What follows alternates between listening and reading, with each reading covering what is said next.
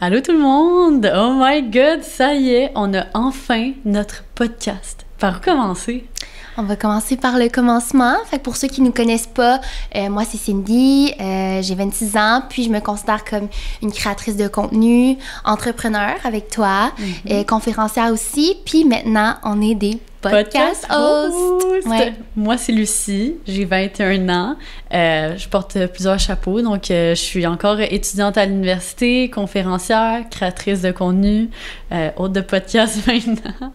Fait que c'est ça, on alterne souvent entre nos différents rôles. Exact. Puis on dirait que pour nous, c'était pas assez de faire tout ça. On a tout le temps des projets, on aime ça avoir des challenges puis tout. Puis là, maintenant, d'avoir un podcast, ça va nous permettre de parler de sujets encore plus deep. Tu sais, on est des gens qui aiment beaucoup, je sais pas, parler de sexualité, parler de le nombre de sujets qu'on se parlait hors cam, qu'on s'est dit qu'on devrait tellement faire un podcast là-dessus. Dans le fond, on parle déjà beaucoup sur nos réseaux sociaux, autant des hauts que des bas. On parle beaucoup de sujets qui sont vraiment sensibles pour nous. Mais veux pas, je trouve qu'au travers Instagram, YouTube, on est quand même filtré, puis on est quand même limité. Fait que pour nous, c'est pour ça que c'était important de move in vers En privé, s'il vous plaît, et qui est notre podcast, où est-ce qu'on va parler absolument sans tabou de plein de sujets, autant comment raser une vulve, nos premières expériences sexuelles, la santé mentale, name it, tout ce que normalement vous parlez en privé, ben nous on va en parler publiquement avec vous. Mais le problème avec tout ça, c'est que au début on savait pas trop par où commencer, fait que c'est pourquoi au travers de ce podcast on s'est associé avec Billy. Dans le fond, à chaque semaine vous allez pouvoir retrouver la version vidéo du podcast sur la chaîne YouTube de Billy ou sur la plateforme de Cube Radio, et puis sinon pour la version audio juste sur vos plateformes préférées. Exact. Allons-y.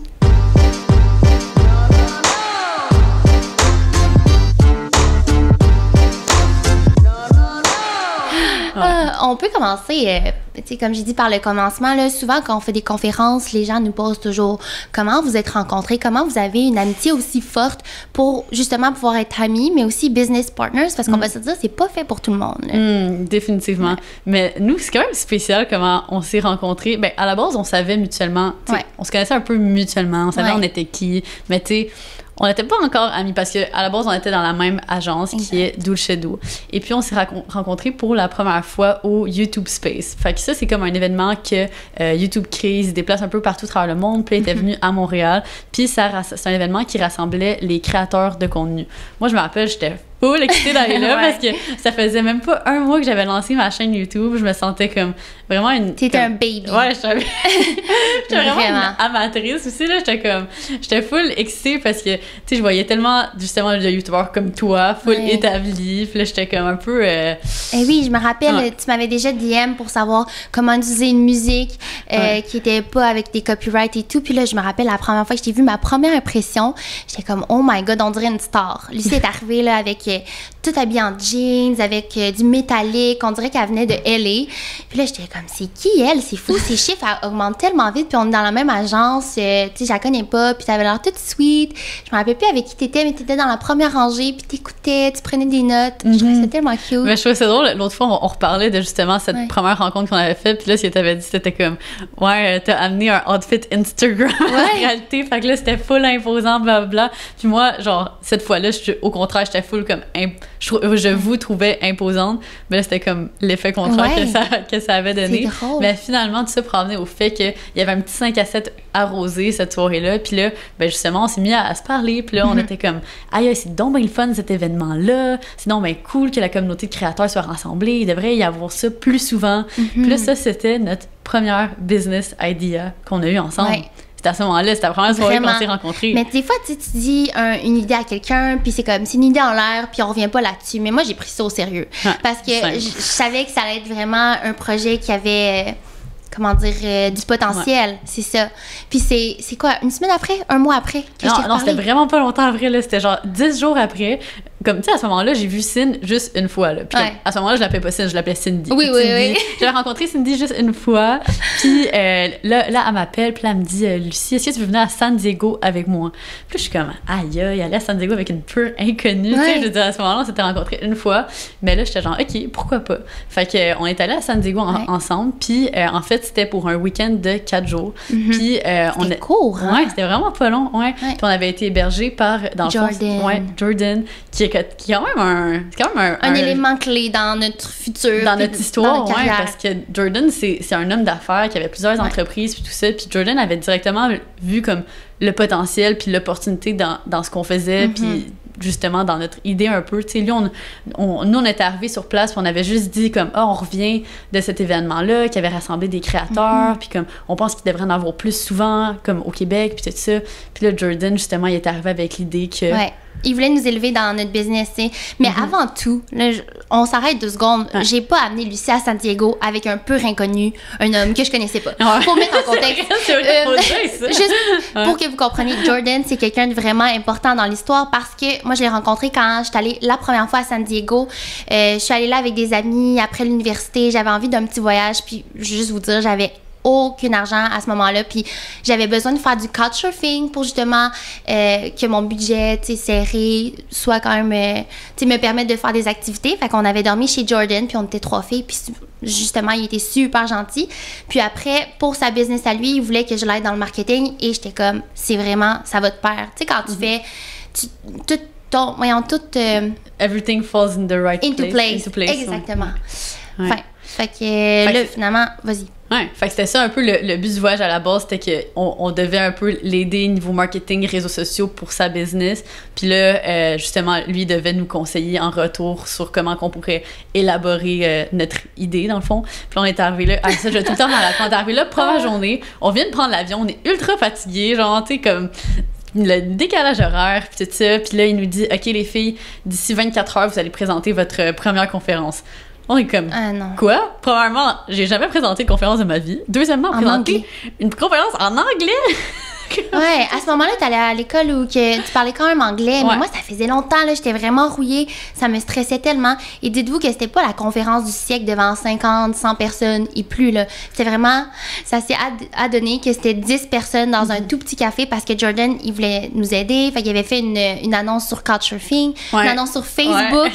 Je me dis que mes amis Facebook devaient tellement se demander qu'est-ce qui se passait. Ouais, c'est vrai que c'est spécial, hein. Les gens qui sont venus, c'était tous des purs inconnus, mais comme qui étaient tombés sur l'événement de sur Couchsurfing. Puis ils sont venus, puis ils ont payé, c'était comme un 10-15 $, je pense. Quand même. Puis au travers, on a passé ce petit 24 heures-là à comme bâtir tout ce qu'on allait dire, comme à faire une genre de...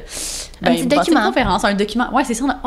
Cute. Oui. On avait créé un document. Puis les gens, ils repartaient avec un document. C'est ça. On est bonne pour travailler sous pression. Ouais, sous pression. On a fait ça en une journée, 2 jours, là. Oh my God. Mais justement, on est ressorti de ce voyage-là avec tellement plein d'idées. Sauf que Lucie, elle est restée dans ce voyage parce qu'elle a manqué l'avion cette fois-là. Mais bon, ça, on en reparlera. Oh oui, c'est vrai! Oui! J'avais oublié. Moi, j'avais pris l'avion, il m'avait laissé rentrer parce que j'avais un examen le lendemain. Tu sais, à quel point j'étais encore à l'uni. Bref, on est revenu avec plein d'idées, puis c'est là qu'est née notre première entreprise ensemble, E-Influence. Ouais, c'est vrai. À ce moment-là, en plus, c'était quand même un moment intense de nos vies parce que toutes les deux, toi, ça allait bien à l'école, mais moi, c'était un moment où est-ce que j'étais au HEC, puis c'était vraiment une phase un peu plus dark de ma vie, puis je vais rentrer là-dedans un peu plus tard dans le podcast, mais c'est ça, fait que je me rappelle qu'on avait cette idée-là qu'on voulait élaborer, puis c'était tellement difficile parce qu'on était tellement occupés, puis tout ça, fait que ça l'a pris quand même un bon 8 mois, je pense, avant qu'on fasse notre premier événement E-Influence, mais qui a été comme full un gros succès. On avait sold out, c'était sur 2 jours. On avait 50 invités par journée. Puis on avait créé vraiment comme un beau petit livre. Les gens repartaient avec ça. C'était tellement le fun. Nos premiers partenariats pour l'entreprise puis tout. Fait que ça a été vraiment une belle expérience. Puis après ça, on a eu justement une nouvelle collègue, si on peut dire, Alexandra, qui est embarquée dans l'entreprise. Fait que pour nous, je dirais que E-Influence, c'est vraiment comme notre premier bébé, notre petit garçon. Ouais. On dirait à cause de son branding aussi puis tout ça. Puis là, quelques mois plus tard, non, 1 an plus tard, un an et demi après cette première, après avoir lancé cette première entreprise, on a lancé notre deuxième entreprise ensemble, qui est Girl Crush. Notre petite fille. Ouais. Oh, c'est notre petite fille. Je suis tellement fière de nos 2 enfants. Ouais, vraiment. C'est une entreprise qui est totalement différente de E-Influence, là, fait que c'est ça qui est vraiment bien, puis moi, ça me pousse tous les jours là, à continuer. Puis j'ai tellement des étoiles dans les yeux quand je parle de Girl Crush parce que j'ai l'impression que ça va vite puis qu'il faut vraiment en profiter. C'est vraiment... Tu sais, tantôt, on a nommé c'était quoi nos chapeaux, là, puis on disait qu'on se considérait comme des entrepreneurs, mais ça m'a vraiment pris du temps avant d'accepter que je me considérais comme ça parce que je trouve que c'est tellement un milieu de grands où il y a beaucoup de gens qui sont déjà établis, puis je suis tellement fière de parler Girl Crush. Notre première phrase, en fait, qui a fait en sorte que l'idée emerge, a émergé, en fait, c'est le « je m'en clit ». C'est vrai. Oh my God, j'avais complètement oublié ça. Cette histoire-là, ouais. Mais à la base, je m'en clit, en fait, tu sais, ça a commencé, encore une fois, autour de quelques verres de vino. Ouais. Une petite soirée entre filles. On était à Los Angeles, puis on parlait de sexe, comme d'habitude. Comme d'habitude. Qu'est-ce que des filles font autour d'un verre de vino? Ouais, c'est ça. Puis, ben là, je voulais dire à un certain point, je m'en crisse. Là, c'est sorti, je m'en clit, parce qu'on parlait de clitoris, de vagin, blablabla. Puis, on était comme, OK, mais c'est tellement drôle comme phrase, on devrait la faire imprimer sur des hoodies. Puis là-bas, il y avait des magasins où est-ce que tu pouvais faire des custom prints de hoodies. Fait que là, on avait payé comme full cher en plus pour avoir un hoodie genre custom avec la petite phrase « je m'en clit », mais il était tellement beau. C'est des original, il est comme tie-dye, plus foncé, t'écrit « je m'en clit » en blanc. C'est sûr que vous l'avez vu, là, on est comme passé 24 heures dans un centre d'achat avec ce hoodie-là. Entre autres, parmi nos aventures. Fait que après ça, on s'est mis à le porter beaucoup. Puis là, nos communautés étaient comme « OK, je peux-tu avoir un chandail comme ça, moi, avec? Je veux en acheter un, blablabla. » Donc là, justement, je pense comme 8 mois plus tard, bon, on a sorti nos premiers produits, nos premiers crewnecks, écrit « je m'en clit » dessus. Puis ça s'est vendu comme des petits pains chauds. C'est fou. Puis on considérait ça plus comme de la merch à ce moment-là parce que c'était une phrase qui était associée à nous. Puis on le disait souvent. Puis je me rappelle la première fois que tu m'as dit « Cine, je pense que j'ai trouvé la première étape de comment qu'on pourrait trouver un fournisseur pour commencer ça. » Fait que ça a été notre pied dans le monde de l'entrepreneuriat, je pense. Ouais, définitivement. Puis on a vraiment comme utilisé ce premier hype, si on veut, puis comme ces premières ventes pour... Tu sais, ben, vraiment, tout ça, ça nous a fait réaliser que, OK, Girl Crush peut être quelque chose de gros. Comme, we can make something big out of this.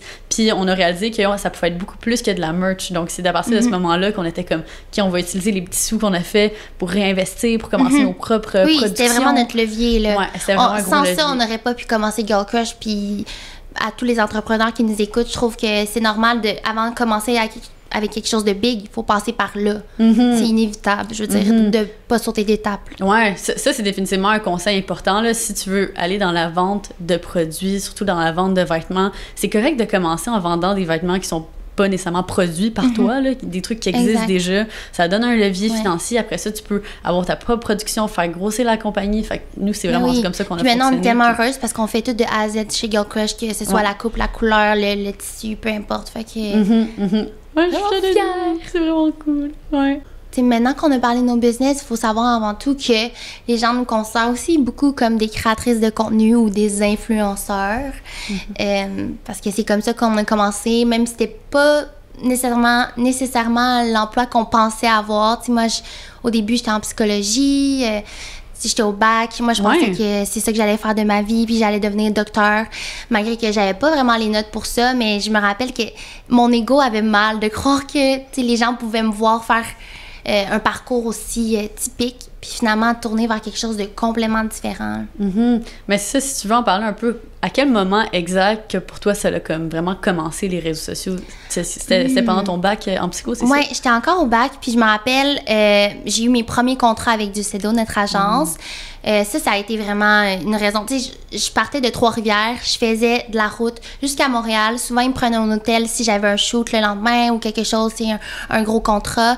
Fait que ça, je me considérais vraiment plus à succès. Puis j'ai l'impression que c'est quand t'as des contrats comme ça ou quelque chose que les gens peuvent comprendre que t'es dans la cour des grands, mais là, ils t'acceptent, puis c'est là que tu peux plus t'accepter aussi. Ce qui est quand même triste, parce que j'aurais aimé ça dès le départ, dire « OK, non, c'est pas fait pour moi la psycho, malgré que j'adore parler de psychologie, puis je pense que c'est utile dans la vie de tous les jours, mais j'aurais arrêté avant ça, là. Je me rappelle, J'aimais tellement ça, prendre des photos Instagram, voyager. Mon père m'avait même monté comme une fausse, un truc de bois, une tablette de bois pour pouvoir faire des photos flattelées.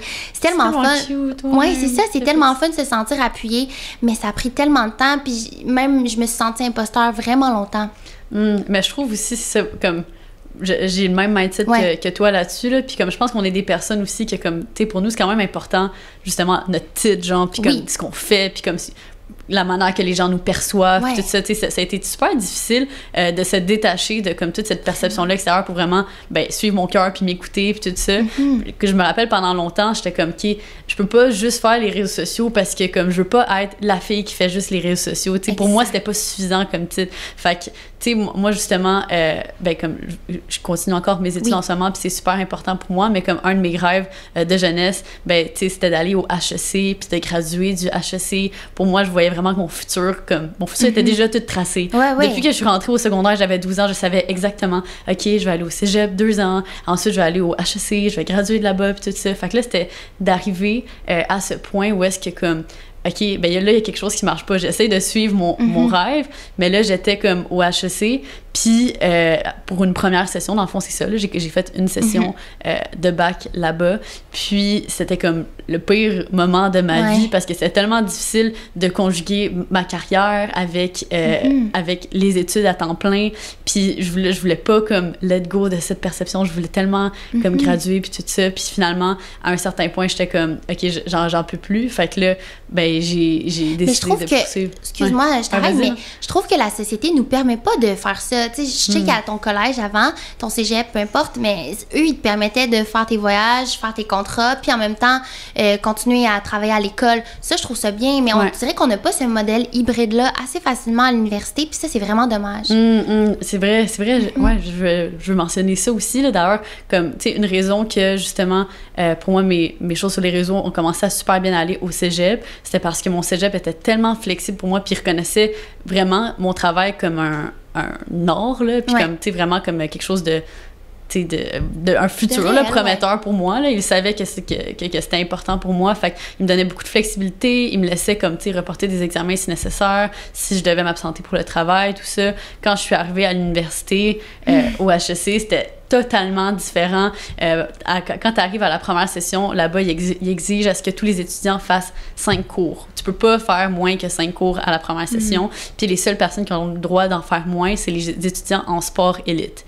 Mais comme, tu sais, moi, à mon cégep, j'étais dans cette catégorie-là parce que c'était sport et art élite, puis je tombais dans cette catégorie-là, j'avais ces privilèges.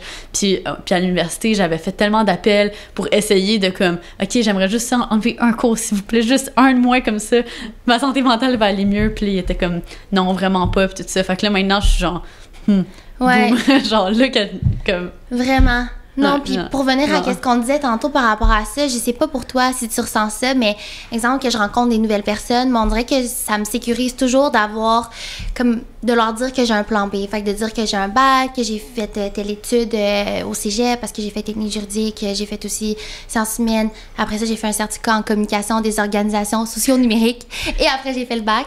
Mais... tu sais, on dirait qu'en ayant ça, ça me sécurise encore à ce jour, tu sais, malgré qu'on dit qu'on aimerait ça continuer, puis s'en foutre, s'en clitter. C'est quand même difficile. Ouais, définitivement. Puis tu sais, je pense qu'entre autres, c'est une des raisons qui me motive à, tu sais, poursuivre mes études. Il y a quand même d'autres raisons qui me motivent à continuer à faire mon bac on the side. Je sais pas si je l'ai spécifié, mais en fait, c'est ça, je poursuis mes études à la TELUC, qui est une université en ligne. Fait que c'est ça qui me permet d'avoir beaucoup plus de flexibilité, puis avoir exactement la flexibilité que je recherchais dans ma première session que je pouvais pas. C'est encore difficile. Les semaines que Lucie elle a des examens, à n'en plus finir, on a quand même des lancements, on a quand même du travail à faire, des worksheet, peu importe qu'est-ce qu'on a à faire, puis...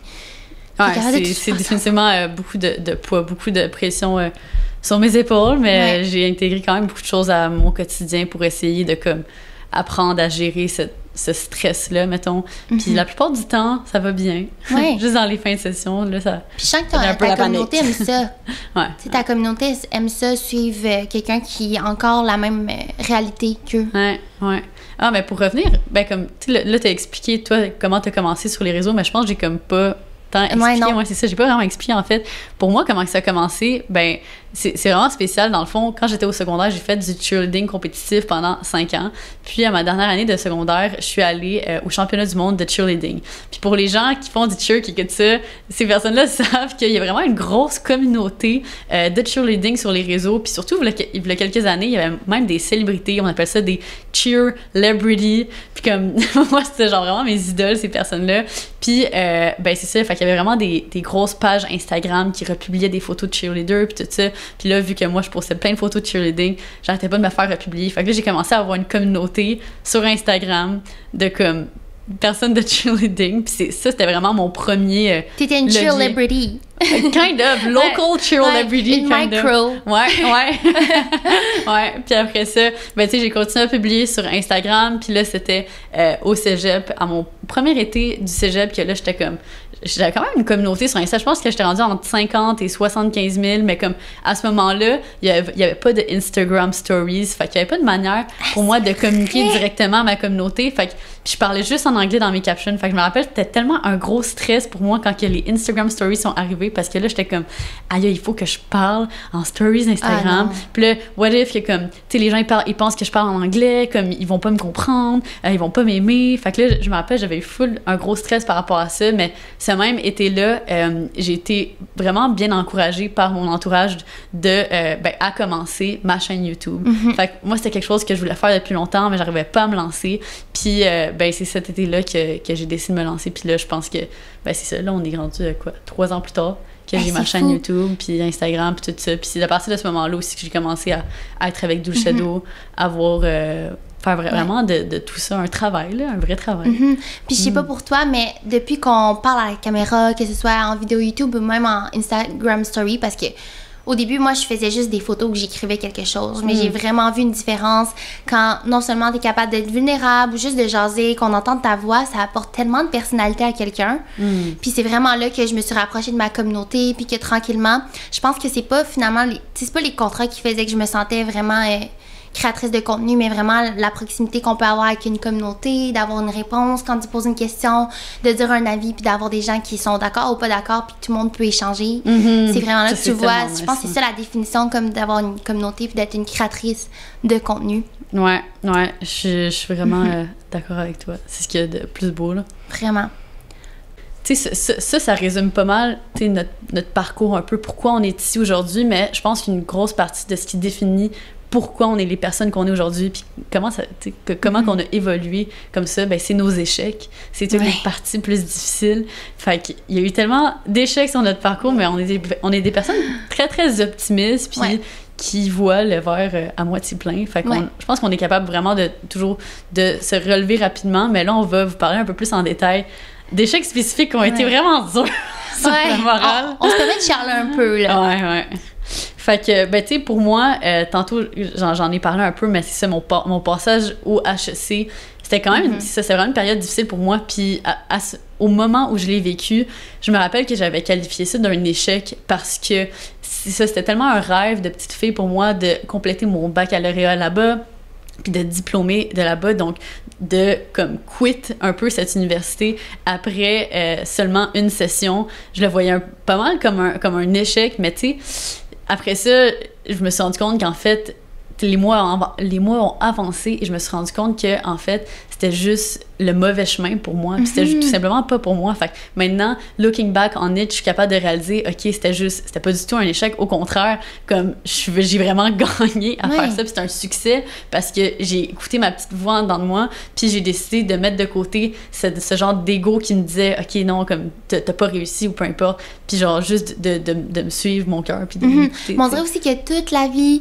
te parlait pour te montrer, elle mettait des obstacles dans ton chemin juste pour te montrer que c'était pas fait pour toi. Puis je me rappelle, tu pleurais, on était dans un lit au Maroc, puis elle pleurait parce qu'elle savait pas qu'est-ce qu'elle allait faire avec les HEC, aussi tu savais pas si tu devais aller en France, ça on va pouvoir en parler aussi là. Mais tu sais, on dirait qu'il y avait tellement de trucs qui d'opportunités qui arrivaient, puis il fallait que tu fasses des choix. Ouais, c'est ça. Ben, je me rappelle, à ce moment-là, spécifiquement dans ma carrière, j'avais de plus en plus de contrats, de voyages qui m'amenaient justement à m'absenter de l'école. Puis là, c'était juste rendu comme impossible. Tu sais, je me rappelle, j'avais eu un contrat en décembre que c'était pour aller faire un photoshoot pour une compagnie à Los Angeles, comme le rêve. Mais c'était la semaine des examens finaux du HEC. C'est vrai, les robes de bal. Ouais. Fait que là, j'ai pas pu prendre le contrat parce que j'ai dû prioriser l'école à ce moment. C'est vrai, à ce moment-là, c'était vraiment important pour moi, tu sais, d'avoir des bonnes notes. Puis tu sais, j'en ai eu des bonnes notes cette session-là, mais des notes moins bonnes qu'en ce moment. En ce moment, j'ai vraiment des bonnes notes. Fait que là, je suis contente là, parce que c'est juste plus adapté pour moi. Mais fait que tu sais, ça c'était un premier truc vraiment marquant. Puis ensuite, tu sais, je trouve ça quand même spécial comment que tu sais, tout au travers des dernières années, comme on a dû un peu apprendre à figure out comment ce métier fonctionne. Puis je sais pas pour toi, mais comme, tu sais, moi j'ai définitivement eu des erreurs au niveau de comme choisir les mauvais partenariats, m'associer avec des compagnies que j'étais comme...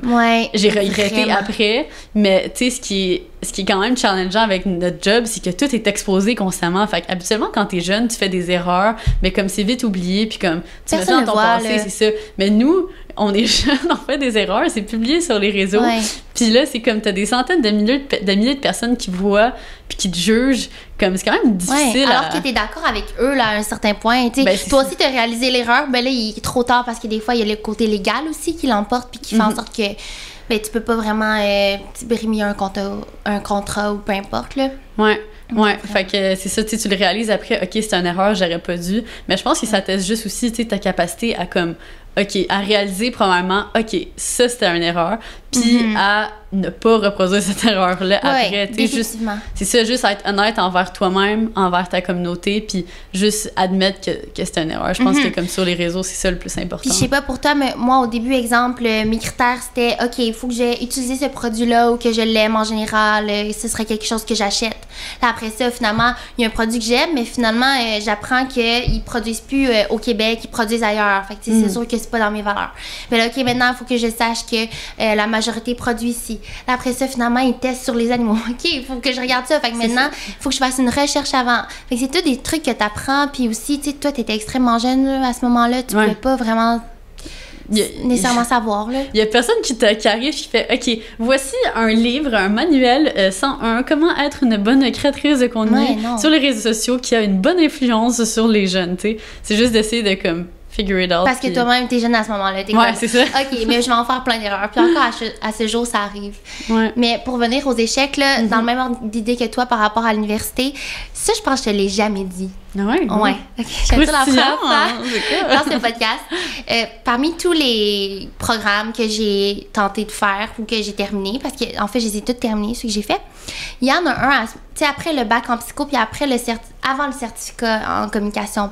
Je voulais pas faire un certificat, je voulais vraiment aller au deuxième cycle. Parce que ce qu'il faut savoir avec un bac en psycho, oui, tu peux travailler, là, évidemment, plus au niveau communautaire, mais moi, mon but, c'était vraiment de faire de la recherche ou d'être psychologue. Puis ça, c'était vraiment en faisant un programme de deuxième ou troisième cycle, si c'est un doc. Donc, je voulais vraiment faire un programme de deuxième cycle. Je déménageais à Montréal, puis pour moi, là, juste de prendre l'autoroute vers Montréal, ça me stressait. Fait que tu t'imagines de tout déménager. J'étais avec ma cousine. Donc, je voulais faire un programme de deuxième cycle. C'était-tu au HEC ou à l'UDM? En tout cas, un des deux. Non, c'était à l'UDM. C'était un DESS, qui est un diplôme d'études supérieures. Vous finirez ma phrase. Puis c'est ça, c'était en communication. Il fallait juste que tu aies un bac. C'est sûr que c'était préférable que ce soit en marketing, communication, mais je me suis dit, je vais essayer avec toutes les expériences que j'ai dans le domaine de la communication par rapport au côté influenceur. Et j'ai été refusée. OK, non, je savais pas. Non, tu m'en as jamais dit. J'ai été refusée, puis ça m'a tellement démoralisée. Mais après ça, c'est là que j'ai eu mon emploi. C'était un DESS en quoi, t'as dit? C'était en communication. Non, c'était en marketing digital, mais tu sais, vraiment dans ce... mais t'as été refusée en plus. Ouais, c'est ça. Puis aujourd'hui, tu vois, je baigne là-dedans et j'ai une tripe. Mais c'est juste par rapport aux critères, là, parce que tu te fies pas vraiment à l'expérience, puis tu te fies aux critères, mais j'avais les notes, tout allait bien. Donc, finalement, il a fallu que je fasse un certificat qui était encore en premier cycle, mais tu vois, j'ai beaucoup appris sur ce qui nous aide présentement dans les réseaux sociaux puis nos entreprises. Mais un refus, mais je te comprends tellement, ça fait tellement mal à l'orgueil parce que, en fait, c'est ça, j'ai dit quelque chose d'inexact tantôt, j'ai dit que mon plus grand rêve quand j'étais jeune, c'était de rentrer et de compléter un bac ou HEC. Mais en fait, c'était à la base, c'est à McGill, OK? Moi, c'était ça, mon rêve, c'était vraiment McGill, mais là, en tout cas, j'ai dû downgrade. Les deux sont super bons, c'est des super bonnes écoles. Mais le rêve ultime, c'est McGill parce que c'est comme la crème de la crème. Puis moi, j'aime ça viser haut. J'ai toujours été comme super ambitieuse dans mes rêves et tout ça. Puis, c'est ça, j'ai été refusée quand j'ai accepté. Quand j'ai envoyé ma demande, j'ai été refusée. Ça m'avait tellement fait mal. J'avais écrit une grosse lettre de motivation pour essayer de changer le sort parce que je pense que j'étais comme à 0,5 de la cotère. J'étais comme vraiment pas loin. Puis il m'en manquait un petit peu. Puis, c'est ça. C'est ça, les demandes dans ces universités-là, où juste plus t'augmentes de cycle, c'est tellement plus complexe. Moi, j'avais été voir mes profs en psycho pour avoir justement des lettres de motivation. Tu sais, mon dossier était tout monté, là, j'avais fait du bénévolat, tout limite, puis j'ai été refusée. Fait que des fois, c'était pas fait pour moi, puis... Aujourd'hui, tout ce que je regrette, c'est que j'ai envoyé mon certificat de naissance, le réel, genre l'original. Ah, tu l'as pas récupéré? Non. OK, mais qu'est-ce que... Je sais, mais moi, je procrastine beaucoup. On en parlera dans un autre épisode, la procrastination. Mais si t'attends trop longtemps, ils vont juste le détruire. Non, je sais, il est trop tard. J'étais allée après, ils l'ont détruit. Mais j'existe plus, je sais pas. On en reparlera. On va voir qu'est-ce qui arrive avec ça. À suivre. Donc, c'est ça. Fait que, échec scolaire, définitivement, ça fait mal à l'orgueil. Mais après ça, qu'est-ce qui nous est arrivé? Au niveau des entreprises, là, c'est comme, t'arrives dans le vrai monde. Puis on dirait que les gens, ils pensent que nous, on est toujours à succès parce que c'est vrai que c'est facile de montrer ça. On a sold out, wow, ça va tellement bien. On a tout vendu ça. Sinon, on a tel événement, on fait tel défilé, peu importe. Mais il y a un échec en particulier qu'on n'a jamais parlé, je pense. Mais c'est parce que c'est facile pour nous de... tu sais, c'est sûr, on va montrer tous les bons moments, mais comme quand on parle d'une entreprise, tu sais, c'est différent que par rapport à nos personnes physiques, là, dans le sens que comme nos personnes respectives, on va parler des hauts et des bas, mais quand on parle d'une entreprise, on est plusieurs partners dans cette entreprise, puis on veut pas... Tu sais, on a une image à garder, fait qu'on peut pas vraiment parler autant des mauvais côtés, puis des trucs qu'on a fait, des erreurs qu'on a fait. Puis là, à ce moment-là, tu sais, il y a de l'argent qui est en jeu, il y a des gens qui travaillent pour, tu sais, dans tout ça, fait qu'il y a beaucoup de choses qui sont en jeu, puis un échec en particulier, mais on est quand même réussi à tourner ça. Mais, tu sais, nous, avec notre premier bébé, notre première entreprise, E-Influence, on faisait des événements, puis plus ça avançait, mais comme, tu sais, plus on avait des événements à notre CV, là, mettons. Puis à chaque fois, on réussissait à les sold out. C'était tout le temps des succès. Donc là, on était comme, OK, comme ça va bien, OK. Puis c'était toujours des événements qu'on faisait à Montréal. Donc on faisait des conférences, on faisait des 5 à 7, puis c'était toujours rempli. Donc là, on s'est dit, OK, succès à Montréal, c'est le temps de expand au travers de la province, on va aller à Québec. On avait comme perçu une petite demande à Québec, il y avait des gens qui nous demandaient de faire des événements là-bas, donc on était comme, OK, let's do it. On a essayé de faire un gros événement là-bas. Ouais, puis c'est ça, on avait déjà tout notre engrenage aussi à Montréal, dans le sens où on savait que Alex, elle s'occupait des partenariats, je m'occupais de trouver les conférenciers, tu sais, les sujets, puis tout ça. En tout cas, tout le monde s'aidait vraiment là-dedans. Fait qu'on s'est dit, on va juste reproduire ça à Québec parce que là-bas aussi, il y a des influenceurs, puis souvent, on dirait qu'on les voit moins. Fait que c'est ça, on avait prévu un gros événement. Je pense qu'on attendait 300 personnes. On voulait entre 200 et 300 personnes. On avait vraiment visé haut, puis tu sais, aussi, ça, nous, on aime ça, le challenge. Fait qu'on se disait, OK, nouvelle ville, nouveau challenge.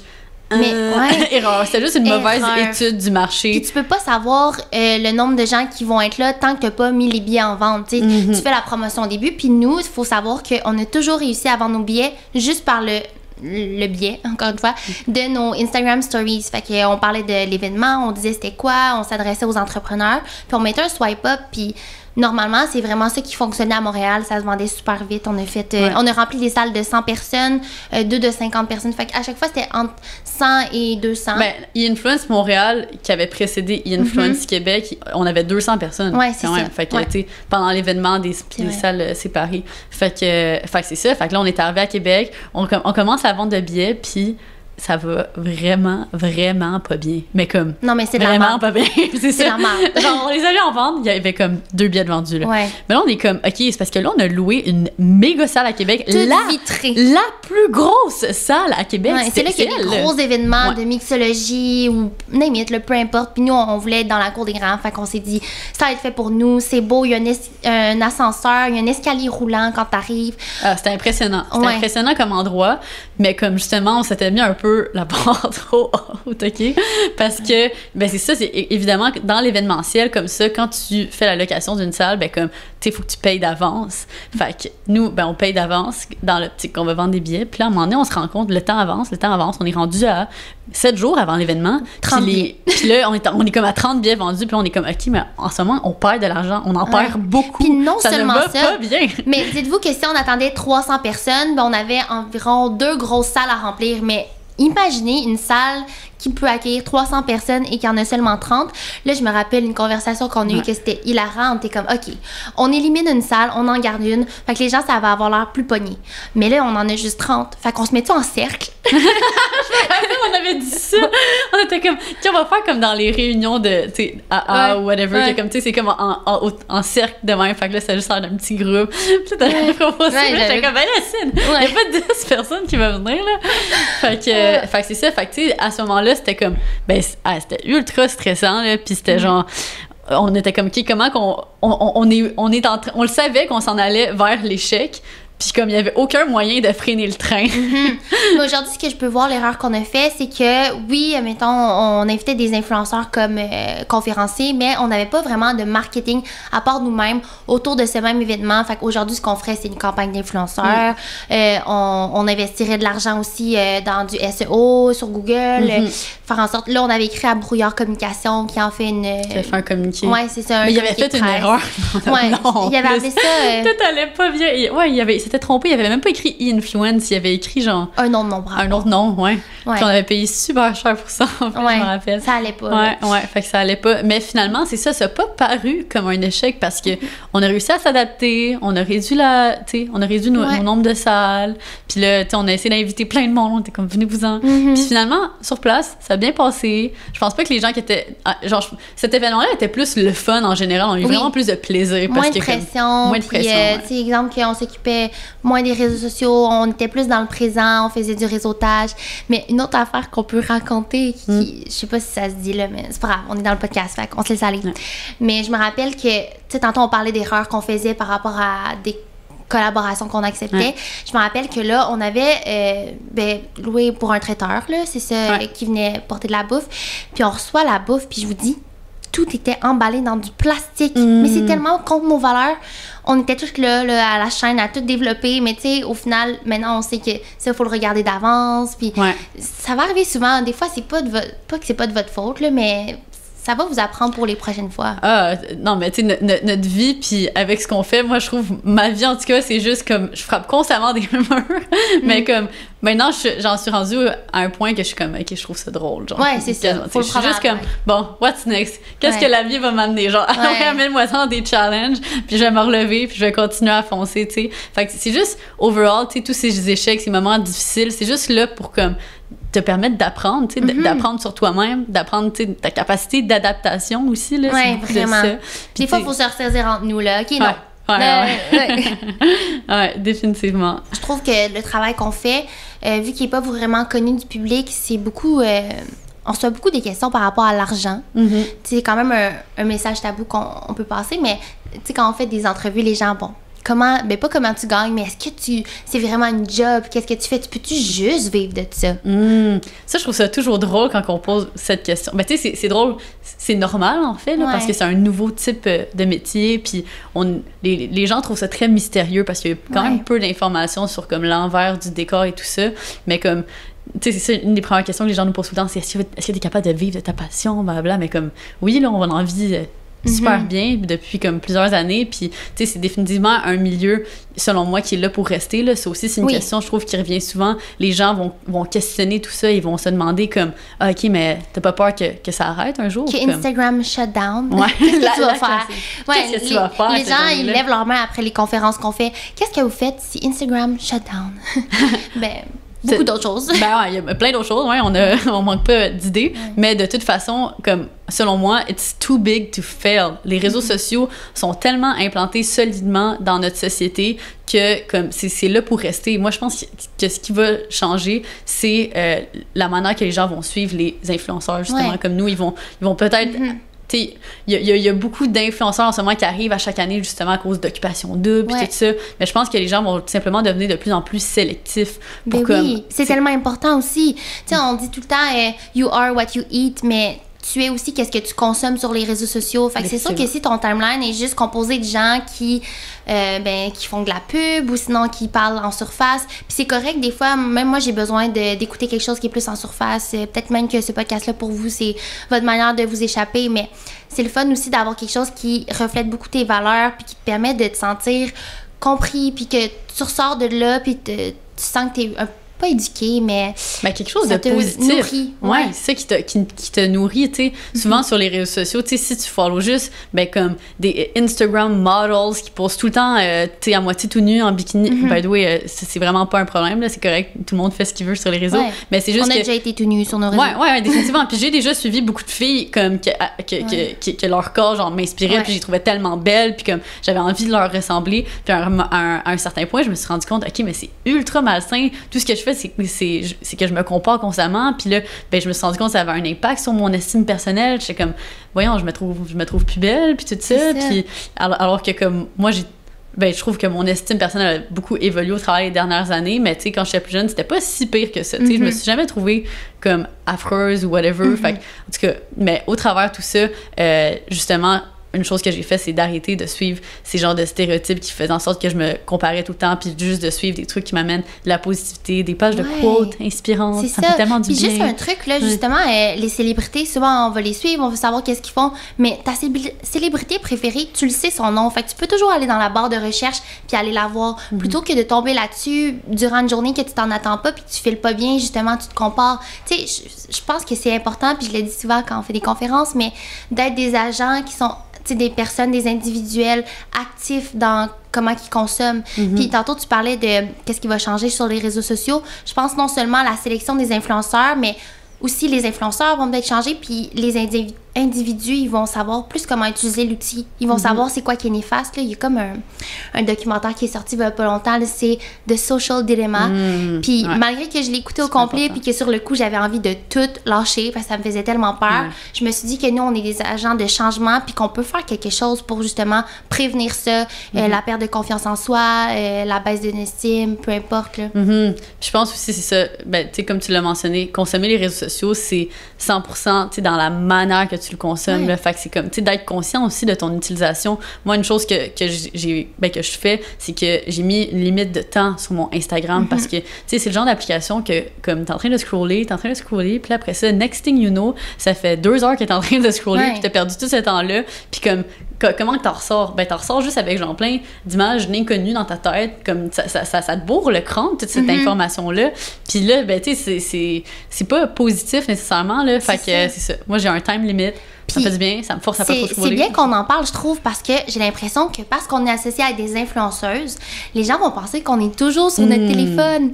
Au contraire. C'est que nous, là, vu qu'on a l'habitude de faire des stories Instagram, exemple, c'est l'affaire la plus facile à faire, on va toutes les prendre là, en photo ou les stories qu'on va faire, puis on va les enregistrer pour les poster plus tard. Ça fait que si moi, je suis avec Jean-Jacques, je vais pas être sur mon cell constamment pendant que lui me parle. Je vais les faire quand je vais être toute seule. Puis on a juste une meilleure utilisation, je trouve, de notre cellulaire parce qu'on sait à quel point ça peut être lourd pour les autres. Puis c'est ça, puis moi on dirait qu'après ça j'arrive le soir puis comme j'ai envie de relaxer ou admettons je suis avec mes proches, je suis avec des amis, mon chum, peu importe, comme je vais pas toucher à mon cell de la soirée parce que on dirait que quand j'arrive là, comme je le sais, c'est comme OK, le travail a été fait aujourd'hui, done, je mets ça de côté, puis comme on dirait que j'ai une écœurantite de mon téléphone cellulaire. Si je le vois, genre même s'il est juste sur la table, on dirait que ça m'irrite, genre, moi aussi. Genre juste dans mon périmètre de vision, là, ça me gosse. Tu sais, moi aussi faut que je le cache. Avec mon ex, c'était comme ça. Au souper, on mettait toujours notre cellulaire de côté. Puis là, depuis que je vois, tu sais qui, qu'on en parlera plus tard, mais ça fait en sorte, lui, il était sur son cell des fois, puis j'étais comme, hey, non, c'est ma règle. Qu'est-ce que tu fais? Puis là, il comprends, mais il faisait juste exemple, il notif, il regardait, mais juste de dévier ton regard pendant qu'on mange, c'est comme, c'est plate. Ouais, moi je trouve ça super insultant. C'est juste ça. à cause de cette relation que j'ai avec le téléphone cellulaire, que pour moi c'est comme, c'est un outil de travail, puis comme, tu sais, c'est dans ma journée de travail, comme, ça m'irrite tellement quand je suis avec des gens, puis mettons, je suis avec des amis, puis là on soupe, puis là ils sont sur leur sel, puis au milieu du souper, je suis comme, on chute ça, ça me gosse. Ouais, vraiment, ça me gosse vraiment profondément. Fait que, tu sais, pour revenir au revenu, à l'argent qu'on fait par rapport au réseau. Toi, c'est ça, c'était quoi la première réaction quand tes parents ont su que tu pouvais vivre de ça? My God. Ou quand tu as eu ton premier genre paycheck? C'est quoi ton premier contrat ever en fait? Hein? Aïe, aïe. OK, ben le premier que je me rappelle là, avec ma première agence avant du CEDO, j'avais eu un contrat, puis j'avais 30 000 abonnés sur Instagram. J'avais eu un contrat pour aller à Los Angeles avec Lolé puis C'était ton premier contrat? Ouais, c'est huge, là. Mais je pense qu'avant, j'avais eu d'autres petits contrats, là. J'ai gagné genre 50$ ou 100$. C'était avec Vanout. Okay. Encore à ce jour, je prends tout le temps un matcha glacé aux pêches quand je vais au Vanout parce que c'était mon premier contrat. Mais après ça, le premier vrai, c'était vraiment ce voyage-là. Puis, comme je t'ai dit, j'étais pas tant bonne en anglais. Il y avait beaucoup de monde autour de moi qui avait comme des millions d'abonnés. Puis là, je me rappelle, il y avait des Françaises avec nous qui travaillaient au sein de L'Oréal ou pour Biotherm ou peu importe. Puis on dirait que je voulais juste parler avec eux, puis je leur disais, oui, moi, il y a beaucoup de jeunes filles qui me suivent. Mais tu sais, je disais ça comme ça. J'avais pas étudié ma démographie, qu'on appelle, fait que l'âge, puis tout ça. Mais finalement, c'était vraiment des gens entre 18 et 35 qui me suivaient, comme à ce jour. Mais moi, sur le coup, vu que c'est la pointe de l'iceberg, puis les gens pensent que c'est juste des jeunes filles qui me suivent, vu que c'est elles qui commentent et tout, c'est ça que j'avais dit à voix haute. J'avais dit, ouais, il y a beaucoup de jeunes filles qui s'associent à moi. Puis après, cette fille-là, chez L'Oréal, avait écrit à mon agence, mais vous nous avez dit qu'elle, c'est des filles de 18 à 35 ans. Pourquoi que votre influenceuse dit que c'est des jeunes filles qui la suivent? Je m'étais mis les pieds dans les plats, mais c'est juste parce que je comprenais pas ce milieu-là. Puis moi, je faisais juste jaser puis tout. Fait que ça a été mon premier contrat qui m'avait quand même apporté un bon montant. Là, j'étais tellement surprise. Puis avec l'expérience, je comprenais pas qu'on peut non seulement nous offrir un voyage et être payé pour voyager. Ouais. Pourquoi tu peux pas juste recevoir un voyage? Puis encore à ce jour, faut être terre à terre puis comprendre que ça va pas réarriver toute notre vie. Ouais, définitivement. Mais comme c'est vrai qu'au début, mettons, je vais y aller une étape à la fois. Fait que moi, mettons, mon premier contrat, c'était trop pas la même game que toi. Moi, mon premier contrat, c'était 50$. Puis c'était pour faire une petite vidéo Instagram d'un chargeur portatif. Puis je me rappelle, j'avais eu ce contrat-là au travers, genre une plateforme que comme tu peux appliquer pour genre des contrats. Puis là, j'avais appliqué. Puis là, j'avais réussi à l'avoir. Puis j'étais tellement contente. Là. Puis j'étais comme, aïe, j'ai fait 50$. Puis là, à ce moment-là, mon père est encore en vie. Puis ma mère aussi. Puis là, genre, je leur en avais parlé. Puis ma mère, tout le long, comme, tu sais, elle a toujours crié en moi. Puis elle était comme, elle comprenait que je pouvais vraiment make a living out of this. Mon père était juste comme, ouais. Il était plus comme, ok, tu sais, ça se peut, mais comme, tu sais, il m'encourageait là-dedans quand même, puis il écoutait mes vidéos tout le temps. Mais avais-tu peur? Tu sais, exemple, l'affaire de pourquoi je parlais tantôt du voyage, c'est que L'Oréal m'avait envoyé une limousine, ok? Puis moi, mon père venait juste de décéder. Ma mère s'était fait un nouveau chum, fait que j'étais à Saint-Hyacinthe. Fait que là, j'étais comme, oui, vous pouvez venir me chercher à Saint-Hyacinthe. Ma mère était comme une limousine qui va t'amener à l'aéroport de Montréal à partir de Saint-Hyacinthe. C'est bizarre, tu sais. Elle pensait que j'allais me faire kidnapper. Elle était allée jusqu'à la porte du monsieur pour être sûre que c'était vraiment ça. Ouais. Oh! Ouais, tellement elle avait peur. Elle s'inquiétait fou. Puis toi, ça leur a pas dérangé. Ils ont vu que tu recevais... Les premières fois, tu as reçu des colliers à la maison. Ben, la première fois, mettons, ce qui a été quand même plus difficile, c'était de laisser mes parents... de convaincre mes parents de me laisser aller à mon premier influencer trip, qui était comme au Mexique, puis c'était genre avec... Tu sais, on était deux filles, là, mais comme, tu sais, l'autre fille qui était là, c'était Amelia, blonde, la blonde à Dave. Puis j'étais comme avec d'autres gars, comme full plus vieux. Fait que là, j'avais dit à ma mère, c'est correct si je m'en vais en voyage avec ces peurs inconnus. Là, j'étais comme, je te jure, ça va être vraiment bon pour moi, puis tout ça, genre. Puis finalement, je suis allée, puis c'était vraiment le fun, là. C'était mon premier voyage. Première vidéo YouTube. Première vidéo YouTube. Pendant ce voyage-là, vous pouvez scroll back sur ma chaîne YouTube. Vous pouvez voir une jeune Lucie gênée qui se passe 24 fois la main dans les cheveux dans cette vidéo. C'est l'enfer, tu faisais seulement à chaque fois. Puis là, on entendait ta voix pour la première fois, mais le setup était full beau. Ouais, la qualité de cam aussi, c'était full bon. C'est la cam au vidéographe, vidéaste, qui était sur place. Fait que c'était vraiment un beau setup, c'est vrai. Puis sinon, juste pour dire aux gens qui nous écoutent, tu sais, souvent, les gens, ils savent pas comment qu'on fait de l'argent, là. Moi, maintenant, j'ai ma réponse typique pour expliquer. Si vous voulez, une fois pour toutes, on peut régler ça. Comment les influenceurs font de l'argent. Fait qu'il y a plusieurs moyens. Le premier, en faisant des vidéos YouTube, on est payé par Google AdSense. Fait qu'on reçoit un montant par mois. Et non, c'est pas payant. En tout cas. Non, c'est vraiment minime, ce montant-là. Genre, en tout cas, moi, je pourrais pas vivre de ça, là. Beaucoup de gens, la majorité des Québécois ne peuvent pas vivre de ça. Tu sais, c'est juste si t'as vraiment des gros chiffres, là, puis si tu fais des millions de views, tu peux facilement vivre de ça. Mais comme nous, avec notre marché, on est super restreint là aussi, là. Fait qu'il y a comme un certain plafond. Fait que si vous voyez des gens qui, justement, sur YouTube sont constants, puis qui font souvent des vidéos, ben oui, ils vont faire un petit revenu de ça, mais principalement, c'est par passion, là, on va se le dire. Mais, tu sais, exemple, je vois toi, je vois Laura, puis, tu sais, des fois, les gens, ils peuvent chialer. Ben, c'est rare, là, mais, tu sais, je pense à, mettons, des amis et tout, des gens qui chialent, mais ce monde-là, ils mettent énormément de temps dans leur semaine pour vous fournir une vidéo qui va vous divertir. Moi, ce que je trouve vraiment important de mentionner, c'est, tu sais, par rapport aux partenariats qu'on fait avec les marques. Les gens, je trouve, surtout au Québec, ont vraiment la jugeote facile là, par rapport à ces partenariats-là. Souvent, mettons, tu sais, là, je trouve ma communauté a changé par rapport à ça parce que j'ai fait beaucoup d'explications à ce niveau-là. Mais comme avant, c'était toujours super difficile parce que, mettons, je publiais des partenariats, puis là, les gens, ils se mettaient à chialer, puis ils étaient comme, voyons que tu fais des partenariats, voyons que c'est sponsored, ou genre, tu sais, sur YouTube, comme, fallait absolument que tu intègres une ad. Ben, comme, je suis désolée, mais comme, mettons, en ce moment, je poste une vidéo par jour. Tu penses, ça prend combien de temps? Tu sais, ça prend tout mon temps à faire ça. Je suis pas payée par personne. Fait que, comme, à un certain point, si tu veux que je me dédie puis que je mette du contenu de qualité, ben, comme, ça me prend un certain revenu pour pouvoir mettre le pain sur la table puis comment vivre. Mais pas juste ça, pour payer aussi ton équipement, là, je veux dire, la première fois que t'as acheté tes ring lights, tes box, juste le Final Cut, le gang, c'est 500$. Ouais, tout coûte cher, là. Tout coûte cher. T'as besoin, si vous voulez du contenu de qualité, ben, c'est sûr qu'il va y avoir des fois des ads parce que ça permet de payer ce qui fournit ce contenu-là. T'sais. Fait que, tu sais, au contraire, quand tu vois comme des créateurs de contenu que tu suis, que tu apprécies beaucoup, publier des ads, comme, sois content pour eux, sois comme, yes, queen! Exact. Bring that bread! Moi, j'aime ça. Moi, je commande. Quand les gens font des ads et que j'aime le produit, c'est sûr que des fois, tu sais, nous aussi, on peut avoir un petit jugement, mais quand j'aime vraiment ça, puis je vois que ça fit avec la personne, je suis comme, wow, belle photo, good job, vraiment une bonne ad, puis genre, félicitations, cette brand-là a eu confiance en toi, puis tu l'as mérité. Puis c'est tellement fun, comme, de recevoir ce genre de commentaires-là en retour, tu sais. Mais justement, ça, les partenariats, c'est une deuxième manière de faire de l'argent, puis ça peut être sur Instagram, en post, en story, puis en vidéo YouTube. Fait que les partenariats, c'est ça qui va être un montant plus, je trouve, qui reflète vraiment la valeur d'un influenceur. Puis ça va pas être selon le CPM ou le nombre de vues, ça va être vraiment comme contractuel. Fait qu'un autre exemple, l'autre fois, je fais mon premier partenariat sur TikTok, puis là, il y a des gens qui ont charlé, puis c'est pas grave, ça. Mais après ça, j'ai fait une story, puis on voyait le produit, puis là, les gens étaient comme, tu l'écris pas, que c'est payé. Mais c'est pas parce que nous, comment qu'on est payé, gang, là, c'est au contenu. Fait que si quelqu'un paye pour une vidéo YouTube, exemple, là, toi avec Good Food. Mettons que quelqu'un paye pour une vidéo YouTube Good Food, il paye pour 2 minutes en début de vidéo, puis 30 secondes à la fin pour un rappel.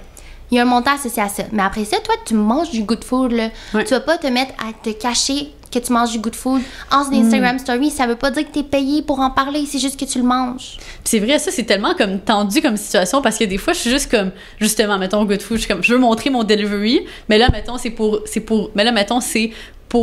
juste une commande que j'ai reçue, que ça me tente juste d'en parler. Mais là, les gens, ils vont penser que c'est un ad parce que souvent, je fais des ads pour eux. Mais comme, il y a aussi, j'en consomme réellement, là. Fait que, tu sais, à un certain point, il y a comme aussi cette partie-là de comme, OK, on veut parler de brands qu'on aime juste parce qu'on les aime réellement, là. Ben, tu sais, je veux dire, toutes les brands qui on parle souvent, ben on les aime. Ben oui, puis on va les réutiliser. L'autre fois, je me suis racheté de la bière Bella Marie, puis là, quelqu'un m'a encore dit, tu la même ad, ça fait 2 ans de cette ad-là, je peux-tu consommer la bière que je veux? Mais c'est pas une bière, c'est un spritz, en fait, mais bon, on en reparlera.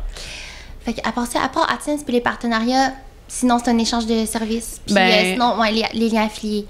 Et les pages affiliées. Ouais. Fait que sinon, outre ça, tu sais, en tant que créateur de contenu sur les réseaux, il y a plein d'autres manières de générer du revenu. Puis, tu sais, définitivement, une de ces manières, ben, c'est en créant aussi sa propre entreprise. Puis ça, c'est quelque chose que, ben, tu sais, nous, on leverage en ce moment, ben, qu'on essaye de faire avec nos startups. On n'est pas encore rendu au jour où on se verse des salaires, mais ça s'en vient un jour, un autre. Ouais, c'est pas grave. On met notre cœur là-dedans. Puis Ça fait aussi du contenu, fait que c'est le fun. Mm-hmm. Donc, on arrive déjà vers la fin et là, on va passer à une section qu'on a intitulée Spilled Tea. C'est là qu'on va avoir des questions plus rapides, flash questions, ou quand on va avoir des invités, ça va être assez croustillant. Mais là, on est entre nous et on va avoir un total d'environ 3 à 4 questions. Ouais. Fait que comme première question, c'est quoi les vêtements que t'aimes le plus et le moins chez Girl Crush? Ah, ça, c'est difficile parce qu'on sait que je les aime tous. Je sais pas pour toi. Celui que j'aime plus, ben là, on dirait que moi, j'aime ça, la nouveauté, faire changement. Puis j'aime vraiment notre nouvelle couleur, même que mon feed, je l'ai comme adapté à la couleur de ce set-là, qui est le Vintage Mauve. Qui au début, on voulait appeler... c'est quoi? C'était genre aubergine. Ouais, tu voulais l'appeler aubergine, puis là, j'étais comme, ben non, Cine, là, je pense juste à l'emoji aubergine. Tout le monde va penser juste à ça, et qui est aubergine qui veut dire pénis. C'est ça. Fait que finalement, c'est Vintage Mauve, mais je pense que c'est ça mon préféré. Genre les sets, j'adore ça. Puis celui que j'aime le moins. Ok, je pense que je sais qu'est-ce que tu veux dire. Ah ouais? Je vais attendre de voir qu'est-ce que tu dis. Qu'est-ce que j'aime le moins? Oh, sinon, j'aime beaucoup les tucs. Qu'est-ce que je porte le moins? Ben, dis-le. C'est quoi tu penses, toi? Je pensais que t'aurais dit un de nos t-shirts recyclés que t'aimes le moins. Ben, c'est vrai que, tu sais, là, vu que ça avance, qu'on n'est plus vraiment dans le genre turquoise tie-dye ou genre dans le tie-dye en général. Fait que je pense que c'est lui qui tire un peu de la patte pour moi en ce moment. Mais l'été, c'est sûr que je le mettrais avec des shorts pis tout, mais comme là, je peux pas, tu comprends? Ouais, c'est ça. C'est juste que c'est des pièces un peu plus estivaux. Ouais, c'est ça. Exact. Maintenant, ils se portent un peu moins. Mais ouais, moi, mes pieces préférées, je pense que c'est notre Winter Collection qui est pas encore sortie. Ouais. C'est super excitant. C'est une direction un peu différente. Mais en fait, ça va être une nouvelle gamme de produits Girl Crush qui est Girl Crush Looks. C'est tellement le fun à dire. Ouais. Fait qu'en tout cas, ça, c'est mes préfs. Puis ceux que j'aime le moins... ben, je pense que c'est ça, nos petits t-shirts. Ouais. En fait, mais je les aime quand même, nos t-shirts. Moi aussi, je les aime, mais je les mets pour dormir. C'est juste moins en public, mettons. En tout cas, next question. 2 trucs. OK. Qu'est-ce que tu choisis entre, qui est obligé de faire un ou l'autre? Poster une nude sans faire exprès en IG Stories ou on delete ton compte Instagram? Ça dépend la nude et comment, mettons. Tu sais, à quel stade? Mettons, si c'est moi, genre, je me suis trompée, je l'ai envoyé à... Tu sais, je l'ai mis en story au lieu de l'envoyer à quelqu'un, mais comme elle est super belle, ok, mais mettons, là, qu'on me prend à mon insu, puis genre, j'ai pas mon meilleur angle, ça me gênerait un petit peu, genre, je sais pas, je suis pas rasée. Comme, je suis pas à mon meilleur angle, comme, je sais pas, peu importe, là, pas dans un bon état. Fait que, mais je prendrais ça pareil, tu sais. Ouais, moi, avec, j'irais avec l'option A. Own your body. Ouais, exactement, ouais. Moi, avec option A, parce que... je serais pas dans le côté de mon compte. C'est ça, je trouve ça tellement drôle comment parce que, comme on a dit, c'est arrivé à Ali puis Alex, mais tu sais, je trouve ça tellement drôle comment ils l'ont pris. On dit en story, genre, yo, c'est drôle, c'est pas grave, on passe à notre appel. C'est ça, at the end of the day, c'est juste un corps humain. Là, fait que, mais c'est juste quand même drôle. Ouais, mais c'est quand même... Tu sais, quand on y pense, là, je parlais de ça, mais la vidéo circulait et tout, puis je me suis dit... C'est quand même un double standard parce qu'une vidéo circulerait d'une femme qui, à son insu, tu sais, c'est quand même du contenu sexuel non consensuel, c'est passible d'une amende ou de peu importe, là, c'est vraiment dangereux de comme propager ça, puis de juste parce que c'est une influenceuse, puis c'est son chum, comme les gens se donnent le droit de partager ça. Ouais, mais... Genre, ça aurait pu brimer sa confiance ou... Définitivement. Fait que, en même temps, je pense qu'il l'a pris à la joke, puis il était fier... Ouais. de montrer what mama gave him. Une aubergine. Ouais. Fait que, OK. Puis, last question. Le moment le plus gênant dans ton parcours d'entrepreneur? Je sais pas si tu veux commencer. Ouais, ben moi, tout ce qui me vient en tête en ce moment, c'est le moment, on était à nos débuts avec Girl Crush, on devait aller livrer nos premiers colis, puis là, on avait un gros sac en plastique, genre rempli avec tous les colis qu'on devrait amener à la poste. Puis à ce moment-là, là, genre, it was a mess. Comme, on avait vraiment sous-estimé tout le travail que ça prend de comme juste la préparation de colis, puis l'envoyer à des clients, puis tout ça. Ouais. Puis ouais, on a vraiment eu de la misère à ce moment-là.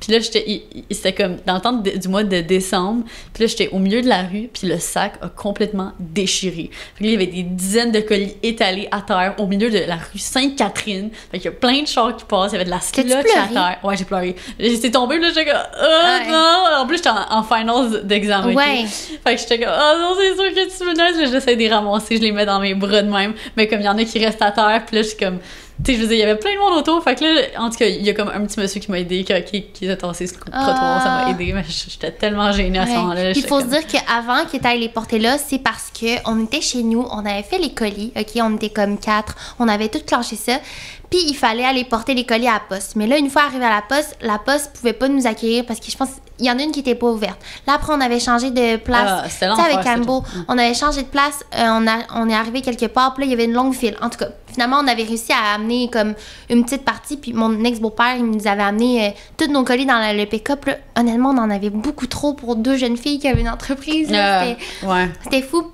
On est allé à plein de postes différents pour essayer de comme faire shipper les colis le plus rapidement possible. On essaie d'optimiser ça, mais comme ça allait juste pas bien. Puis, il faut que je raconte, je pense, c'est ça qui me vient en tête à cause que tu viens de parler de ça, mais un moment gênant, on était dans une file avec tous nos colis qui étaient dans des sacs recyclés. Puis là, il y avait une longue file qui commençait à se bâtir derrière nous. Puis, Lucie, elle voulait juste être gentille. Puis, je me rappelle, tu voulais juste comme dire aux gens, tu sais, ça va prendre un petit moment, on est désolé, genre, vous pouvez comme changer de place si vous voulez. Puis la fille qui était en train de faire nos colis elle passait vraiment pas une bonne journée. Elle a dit non, tu vas pas faire changer mes clients de place. Comme si Lucie disait, hey, c'est nous la priorité passée, mais c'était vraiment pas ça. Toi, tu voulais juste les avertir. Ça va prendre un moment, tu sais, si jamais vous avez comme. En tout cas. Mais non, mais c'est parce qu'à un moment, tu sais, c'est parce que ça allait prendre 1h30. Là, fait que c'est genre, si toi, t'es venu chercher ton colis, comme, pis t'es là, genre, tu sais, je préfère te dire tout de suite, ça va prendre 1h30, puis je suis vraiment désolée, mais comme, tu sais. C'est vrai, la madame. C'était gênant, là.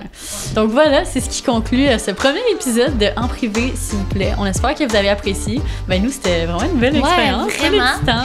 C'est un nouveau projet. Exact. Donc pour la suite, si jamais vous voulez nous envoyer vos recommandations, si vous avez des commentaires, vous pouvez nous DM. Sinon, suivre nos comptes Lucie Réaume, Cindy Cournoyer et bien sûr Billy qui nous accueille dans leur studio. Ouais, et puis là-dessus, on se retrouve dans un prochain épisode. Bye! Bye!